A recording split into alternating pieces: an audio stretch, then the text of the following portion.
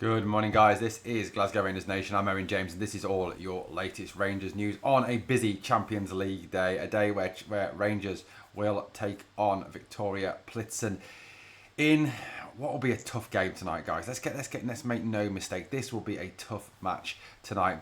Plitzen are certainly no mugs. We'll reflect on that. We'll reflect obviously on the official signing of Oliver Antman also, and Russell Martin's presser yesterday. Right, let's quickly reflect on a few things. I've got to head off soon. I'm going to head up to the northeast of England, where my mum was from, to scatter her ashes this next couple of days. So it's going to be a pretty tough few days for the family. Right, guys, look, Oliver Antman yesterday officially unveiled as a Rangers player. I'm glad that he's here. He looks a very, very good footballer. He looks a very, very talented, promising footballer. And, he's available for tonight's game, apparently. He will be in the squad. I just think that they won't start him. They won't start him given the fact that he's only trained with his teammates once before this game. I do think he may be used as an impact sub at some point. I think, he is match fit. He spoke yesterday about the fact that he's been training with Go Ahead for over a month now, that he's played practice games, that he's played a 90-minute game. So he's probably, in terms of his fitness, pretty much the similar sort of position to where the Rangers squad are. Obviously, he hasn't played Champions League football, but he has played a number of games. So he does have some match sharpness in there. I'm not going to read his quotes ad infinitum. If you want to check out his quotes, go on the Rangers website. But one of the things that I really took from what Antman said yesterday was the fact that he spoke very eloquently about the fact that I think he really understands how big our club is and what is expected at our club. He spoke about the whole situation that at Rangers you're expected to win every single game, and that he was looking forward to a lot of wins, a lot of success, and a lot of excitement. It's a real understanding, I think, of the culture at the club, the standard that is expected from the vast majority of real Rangers fans. That the expectation is very much, that it is about winning, that it is about coming first, that it is about, being successful, and that second best is not good enough. And understanding that going away to Hearts or Hibs and getting a draw is not acceptable, as some players in the past couple of seasons have thought it was, because it would have been acceptable in their domestic leagues. Antman has a clear vision, I think, and knowledge of what this club is. And I think, for me, that's really good. Unfortunately, there is a minority, I think, within our fan base who are very much happy clapper and happy with anything. I'm sure you all know who they are and which players they particularly favour. But at the end of the day, we cannot have that at this club. This club is a club that is built to win, that is built to win trophies, that is built to come first. He's not built to finish second to that lot across the city, and it's clear that Oliver Antman gets that.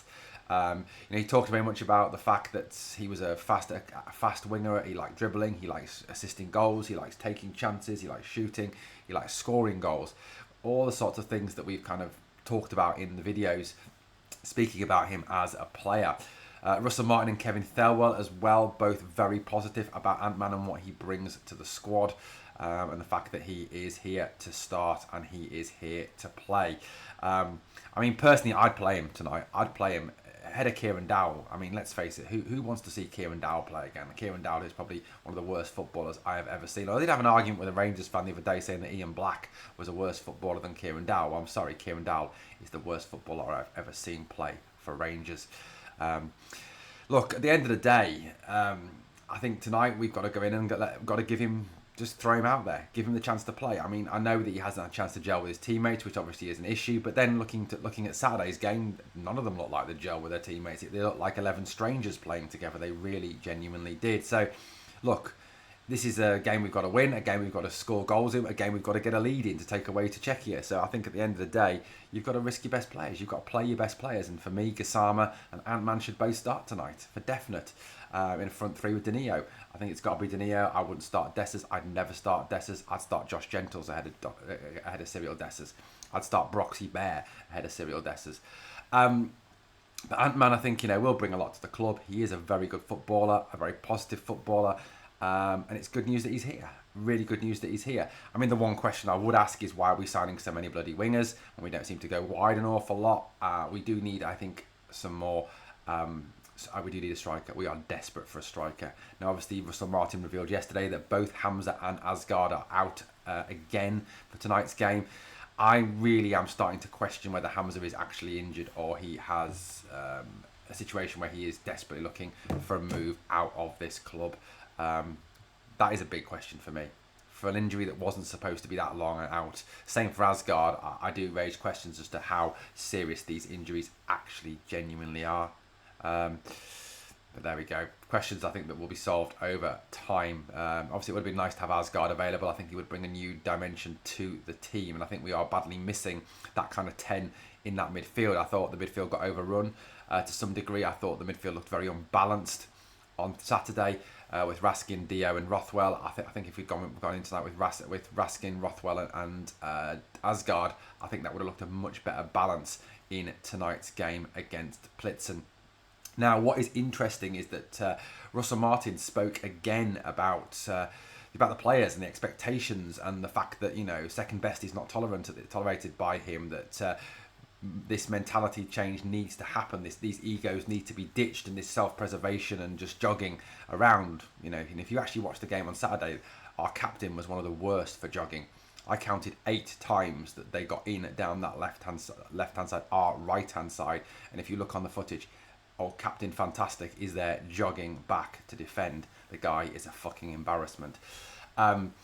So look, I think tonight Martin obviously, like I say, spoke very much about this situation about second best is not good enough. The mentality needs to be right. They need to run hard. They need to be braver, etc., etc.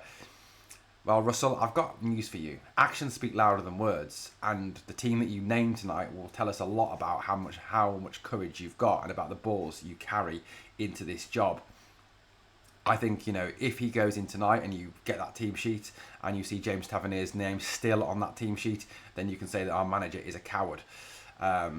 And that's, it's disgusting. I mean, James Tavernier should not be anywhere near that starting lineup tonight. Absolutely not. Kieran Dowell should not be anywhere near that starting lineup tonight. Mohamed Diamonde should be nowhere near that starting lineup tonight. So, he's got to show a bit of courage tonight, and the biggest thing he needs to do tonight is to drop James Tavernier. If he drops James Tavernier, plays Max Aarons at right back, I think he sends a clear message that no one is bigger than this club, that no one is undroppable, that no one is more important than the actual team success. And I think for too long now, certain players at this club, James Tavernier being primary amongst them, is seen by some fans as being bigger than the club. I think there's a very bad minority within our club that would rather see James Tavernier actually playing no matter what, even if it means finishing second to Celtic. As long as he starts, they don't care. To them, he's bigger than the club. It's almost cult-like. There is a vile, vociferous, moronic minority within our fan base who want to see him play week in, week out, no matter what.